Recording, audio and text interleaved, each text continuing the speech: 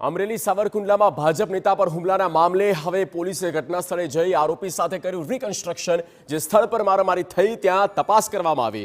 સાવરકુંડલા શહેરમાં પોલીસનો ચુસ્ત બંદોબસ્ત ગોઠવવામાં આવ્યો છે। એએસપી સ્પેશિયલ ઓપરેશન બ્રાન્ચ સહિતની ટીમ ગોઠવવામાં આવી। સ્થાનિક અધિકારી અને પોલીસનો પણ બંદોબસ્ત ગોઠવવામાં આવ્યો છે। आपने पण कही दईए कि सावरकुंडला शहरना भाजप नेता राजेश नागरेचा અને કુલ 3 આગેવાન પર હુમલો થયો, જેને લઈ ગઈકાલે સાવરકુંડલા હિન્દુ સંગઠને આક્રોશ વ્યક્ત કર્યો હતો અને માર્ગ પર ઉતરીને આરોપી સામે કડક કાર્યવાહીની માંગ કરી।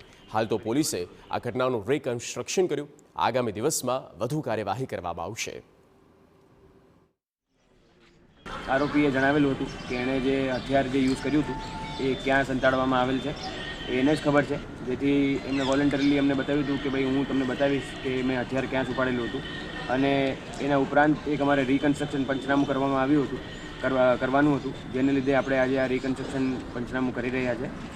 કોઈપણ જાતની લો એન્ડ ઓર્ડરની સિચ્યુએશન ન બગડે અને કાયદો અને વ્યવસ્થા જળવાઈ રહે એ માટે પૂરતો બંદોબસ્ત